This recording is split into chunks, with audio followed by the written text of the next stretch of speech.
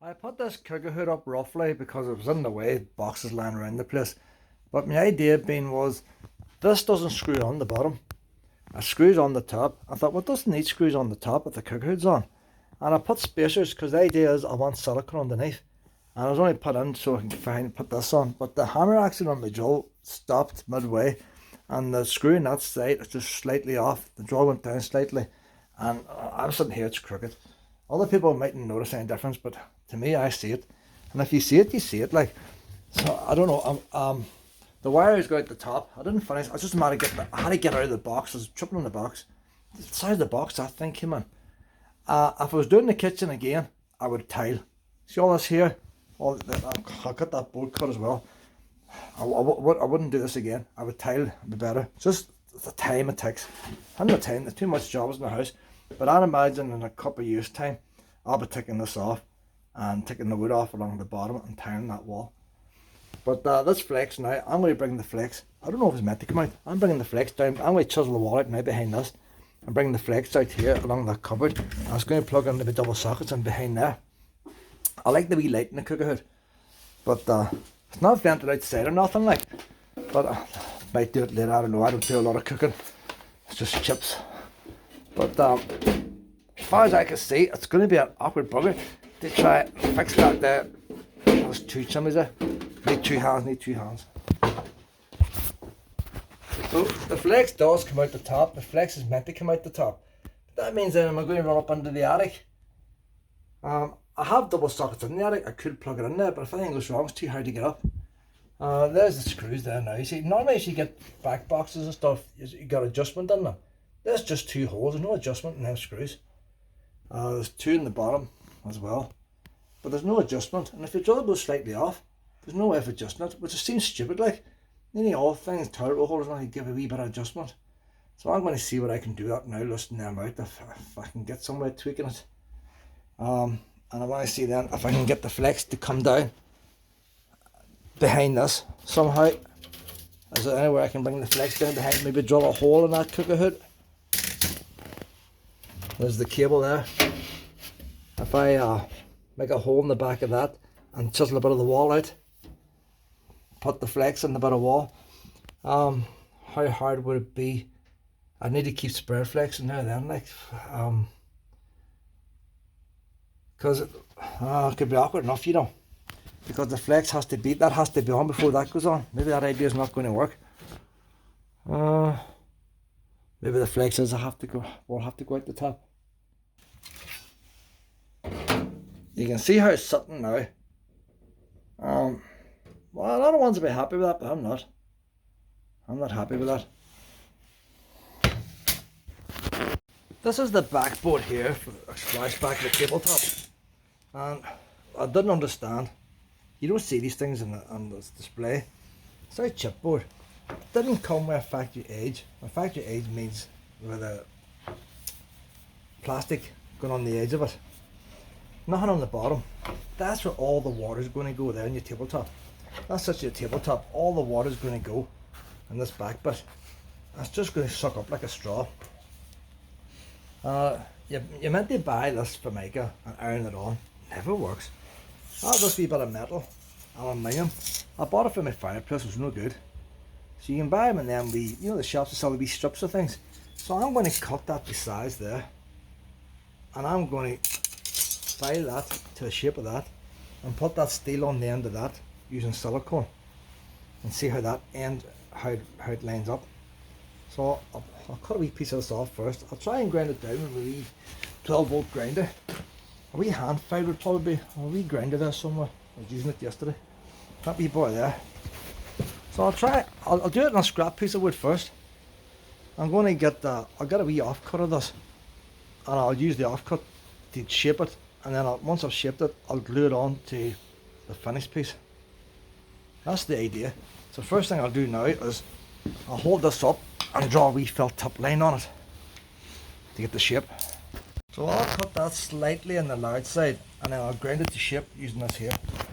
I couldn't tape it, but basically I just held the metal down there and just ground it very lightly. It's aluminium, it's easy to grind. Took the tiniest wee bit off the corner.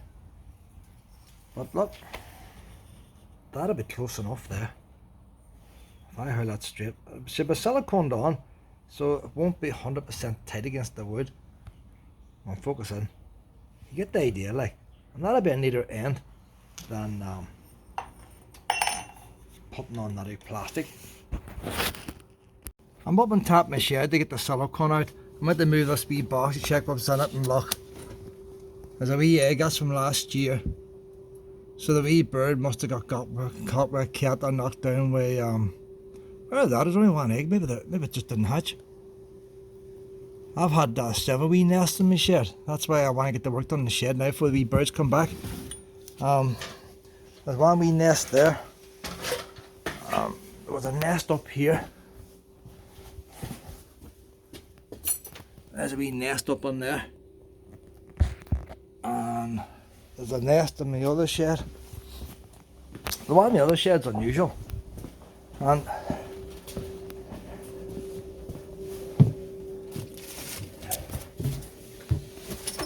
so it must be a different type of wee bird made this nest up here. With that wee nest up in there. The wee birds. There's part of a nest made there, but doesn't look like it was finished. It was a bit rough like. So the wee birds nest in the shed, and so whenever they come to nest in the shed, I let them nest. Last year they were perching on the whole family were perching on the clotheslines, and I couldn't come out. So I want to get these clotheslines. I'm pulling this wall up here now. When I get this wall built up here, I'm moving the clotheslines back. That wall there's coming down.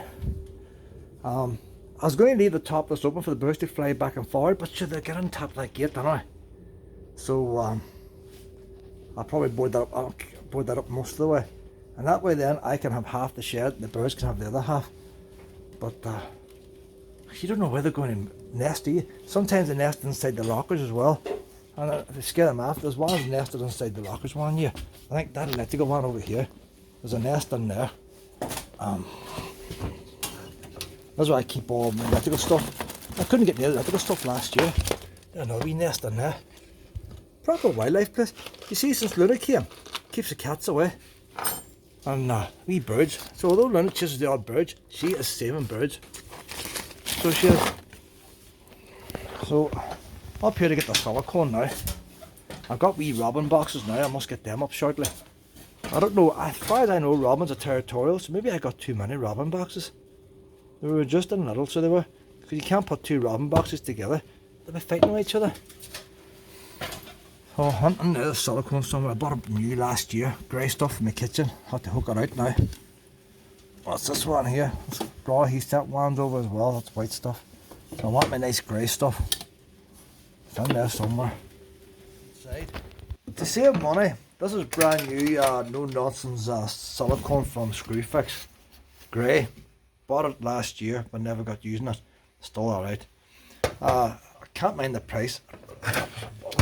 Probably £5 or £6. This here stuff, and the gun was left over by the brother. We're not doing DIY no more. This is a 1999 tube. Slightly out of date. If it still works, I'll use it. And this the nail stuff. You can use silicone to glue to the wall and all the rest. But there's not much grey in that. I'm making them that small now. So I'm going to use the grey silicone for along the bottom and use instant nails for to glue it on the walls.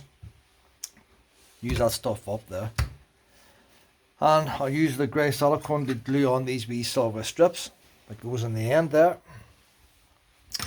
So that's more or less ready to do it. You know what, but nah, I'm not going to drill no more holes. But get that on there. I need to put wee spacers underneath that as well. Same idea. So maybe the first job I should do is silicone this on. Get the silicone underneath there first. And then put these on. Get that cleaned down. I got a couple of wee tools for using the silicone. And but I don't know if they work or not. I'll try them out today. I'll probably end up just using my finger. 2 different types. You know why Lidl sell all these crap things like? I should have the wee proper silicone ones. I don't know where they are. Don't know where they are. You buy these things, you never use them. But we'll try that, but I'm going to end up using my finger. One of them removes the silicone.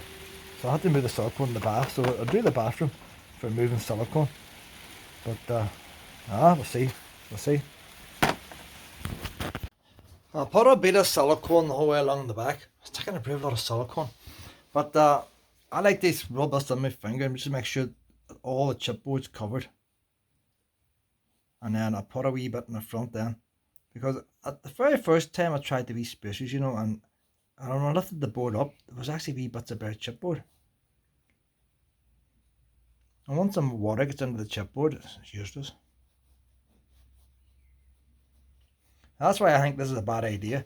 This is copying what rich people would do, but they would use marble, or what do you call that new work surface? It's very thin. Some kind of resin or acrylic or something, I don't know what it is. Some man-made thing. And this is us working class trying to copy them using chipboard. Bad design. But if it even had the factory age on it, I would have withstood it. The only thing is, this sink I got is a brilliant sink. Frankie sink. All hassle to put in, but brilliant. I can wash out my dog food cans, bean cans and all. High pressure, no water sparks out of it. My old sink, the tabletop, would have been all splashed. And it's the one thing I wanted in the new kitchen was the proper deep sink. And why hassle looking for one? Do you think you just go and get a deep sink? And then I got this Frankie. I had a brand new sink. It was lined up in the attic for 10 years. I bought it in Homebase during the sales.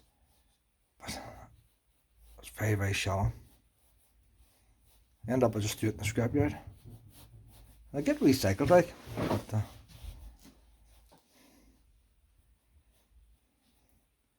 I'm so glad now that I got it. All the money, it's £50 for one of them panels, and then why economise on a sink? The thing you use all the time. But this silicone screw fix stuff, it is good and gooey, like, you know. So I reckon it is definitely be watertight. But it's very, very thick. It's not stinking like silicone. I'm saying I've got long COVID anyway, so I can't really smell things right, but it's not. To me, it hasn't got the silicone smell. But it is silicone. It feels like silicone, sticks like silicone, but I don't smell it.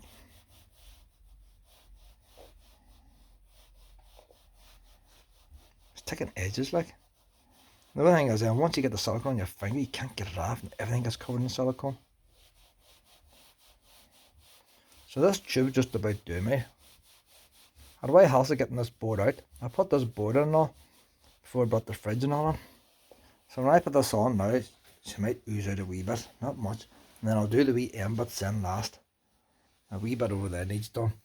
But there's a slight wee gap behind the sink, which is good, because that means there's plenty of silicone in there. So I'll put the panel adhesive now. I found it handy putting the panel adhesive on the wall instead of the board. So I'll put the panel adhesive on the wall now. So the last wee bit of silicone on there now, I've got the panel adhesive. So it's a matter of passing this over and gluing it on.